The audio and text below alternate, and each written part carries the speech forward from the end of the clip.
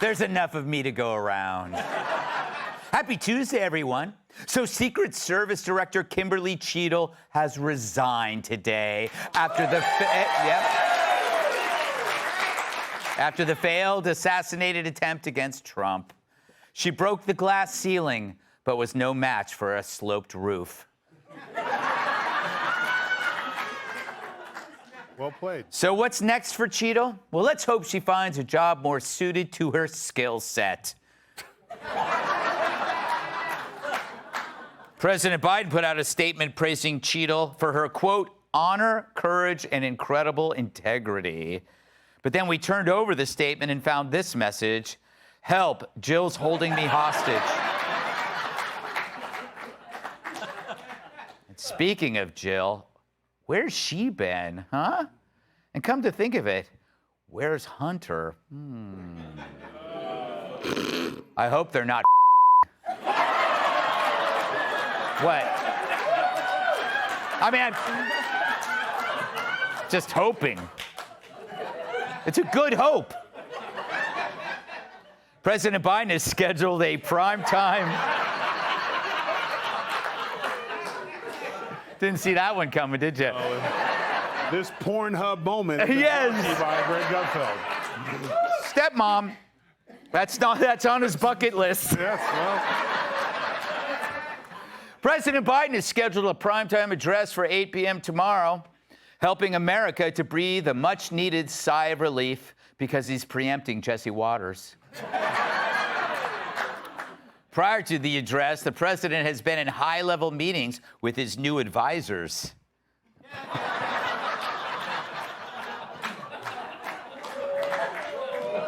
The White House press secretary appeared on The View today in her first interview since Biden dropped out. She was probably auditioning for the job, but she didn't meet the minimum weight requirement. Kamala Harris is already floating names for VP, but she's careful not to choose candidates who might outshine her. And that leaves her with a Teddy Ruxpin doll, a plunger, and a rock. Finally, Jimmy Carter's death announcement was immediately ruled as fake. So at least we know one president's alive. All right, to the news. Kimberly Cheatle has resigned. This after a disastrous hearing where she dodged questions like they were shot from a 20-year-old loner on a slightly slanted roof. We also learned that Secret Service officials repeatedly rejected Trump's request for extra security in the 2 years prior to the assassination attempt. That includes more agents and magnetometers at large public events, as well as extra snipers for outdoor venues. Officials claim the agency lacked the resources. But that's a bigger stretch than a 5-foot agent trying to shield a 6'3" Trump. Now, I'm no expert in security, although I've seen The Bodyguard 14 times. I'm thinking killing a president shouldn't be easy. You shouldn't be able to stroll right in. I mean, at least require a hand stamp or a solo beer cup. All infamous assassins, they did the work. John Wilkes Booth, he sat through a mediocre play. And Lee Harvey Oswald had to climb all those stairs. They didn't walk around in plain sight with a rifle in one hand and a corn dog in the other. So how did this happen? Well, first you got a shooter with suicidal ideation given agency from antidepressants, which turns wanting into deciding. Then there's a media that selected the target for you like a bartender showing you where the dartboard is. And after me and Wayne Newton, Trump is the most famous person on earth. And if taken out, you have a brainwashed segment of society cheering it on. So unlike a mass shooting, the fiend gets infamy plus adulation. How soon before his face is on a T-shirt at a peace rally? So this shooter was brought to you by Google, Big Pharma, the media, and the kid who was bad at dodgeball. Then there's bureaucratic incompetence, fueled by one part TDS and another part DEI. It's not the fault of the agents, but a bureaucracy that placed politics and publicity above people. Less experienced agents were placed in a situation that the director deemed adequate. So who are we playing today? Alabama? Let's start the third string defense. What's the worst that could happen? So it's not the players' fault, it's the coaches. TDS informed the decision not to take threats seriously, and DEI put a strain on the system that deals with potential threats. It was the perfect storm of liberal PC. Cheatle had boasted about quotas while also rejecting extra security because they were either shorthanded or felt it unnecessary. And being shorthanded is a result when you put diversity hiring over a wider net that includes all types of applicants. Now, when you bring up DEI, they call you racist, which is weird because it's those critics who equate incompetence with minorities. But we aren't talking about individuals here, but a system that is based on math.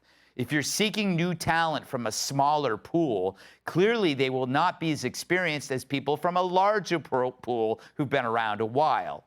Demand can't be met by the supply. I mean, imagine if I was hiring based on red hair. That's a small pool. It's fine in movies, but still, you're only going to get one, Molly Ringwald. But then we hear about hospitals and airlines. Would you want a pilot who's only picked because he has red hair? By its nature, DEI diverts resources from one goal, security, to another, diversity. The priority itself is the problem. And saying that is not racist, that's common sense. Even though a few people with no merit will always sneak through. So if it's a conspiracy of dunces. DEI offers plausible explanations for glaring incompetence. Think about it. How did a 20-year-old outsmart an entire Secret Service? Why are doors falling off jets? Why do all the movies suck, even the ones without Nicolas Cage? When you hire people who aren't up to the job in any shape or form, it hurts the product. Look, you can't prevent a crazy person out of $340 million, but you can reduce the odds of him getting away with it. If you can't stop the lawn from growing, just make sure you got a good mower and that he's here legally. It's easier to maintain Secret Service than it is trying to solve for an unstable teen. That's a needle in a haystack, a needle that outsmarted Cheatle. Let's welcome yes! He's the British bloke who can't stand the woke. Host of Piers Morgan Uncensored on YouTube, Piers Morgan. He looks like he shoplifts from Spencer's Gifts. Comedian Adam Hunter. Cannibals throw her back. New York Times bestselling author, Fox News contributor, Cash And when he sweats, people need umbrellas. New York Times bestselling author, comedian, and former NWA World Champion, Tyler.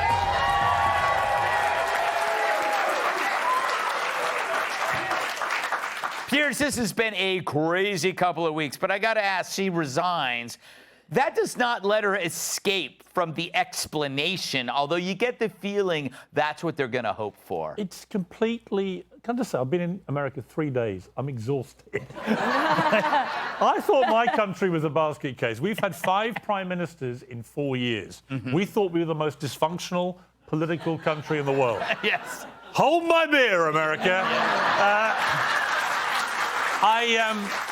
I find this attempted assassination on Trump completely inexplicable.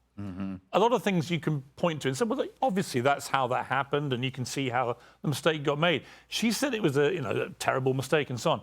How do you make a mistake where the #1 vantage point for someone to shoot a president of the United States is 150 yards away on a little roof? And you don't have anybody there. Yeah. And you're not even looking at it. And then members of the public start shouting, there's a guy on the roof with a gun. Yes. And there's a Secret Service sniper going, what's going on? And all the time, Trump's standing there, and this kid who's 20 with an AR-15 can unload 8 bullets at Donald Trump and comes within a quarter-inch of killing him. Imagine the repercussions if Donald Trump had actually been killed. I spoke to him on Saturday night. He rang me up. And I'd been on Kilmead's show on Saturday night. I think he felt sorry for me. Yeah. He just rang them up. My phone literally went in the hotel. He went, "Are you okay?" I said, "It's okay. It wasn't that brain damaging. I was only on 9 minutes." But I talked to him, and he was talking me through it all. And eventually I just said, "How did this happen?" And he said, "I don't know." He said, "Normally stuff happens when we do these things, and the Secret Service say, let's give it 10 minutes, okay? Just hold back."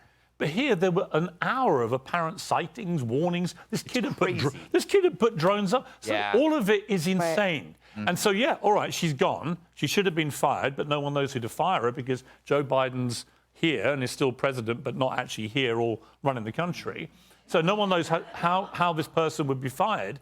But ultimately, there are incredibly serious questions to be answered. And I watched her testimony. It was laughable. It was comical. You know, Adam, you look like a potential assassin. Troubled, aimless, perhaps on various medications. Are you sad that she's resigning because they might get somebody more effective and thwart your ambitions to take out a world leader? No, I'm happy because they let, the guy get off more shots than Matt Gaetz' forehead. But it just kept getting worse. First they said they didn't see the shooter, right? Then it was, we saw him for an hour. Next they're gonna say we gave them their gun. And she never should have had that job. Like she was head of security for Pepsi, which makes sense that Biden hired her because his kid works for Coke. There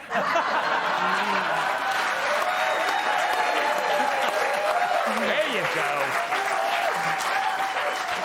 And then his wife has the medical credentials of Dr. Pepper.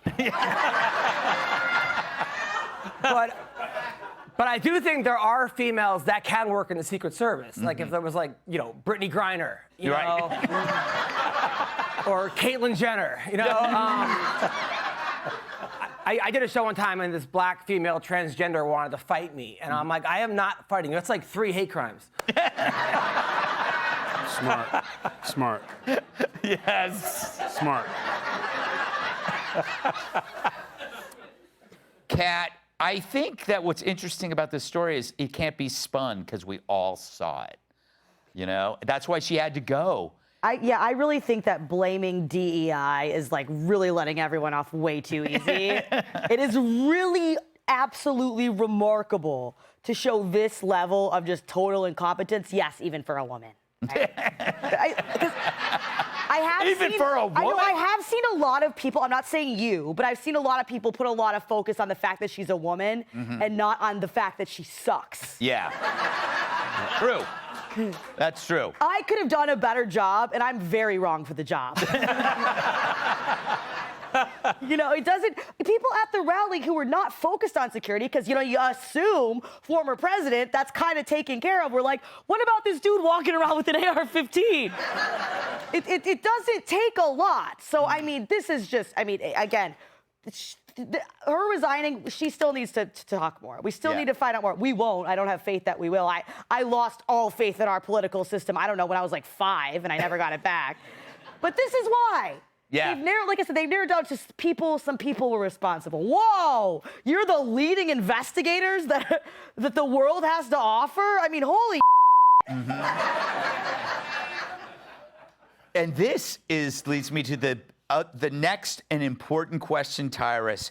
The longer it takes, right, to suss this out, it's going to be more like the Vegas shooting. Yeah. It's going to be more like the JFK assassination. The longer it goes, the more our brain tries to figure it out, and we will never get an answer. Well, before we even go that, I can't sit here in good conscience and let you besmirch the name of Nicolas Cage. Okay, that's no. I have a reason for that. I agree. He dominates our late night watch this movie. That's he true. gave us pigs, sir. Yes, how dare you? Yes. Okay, and besmirching Brian Kilmeade. How dare you, sir?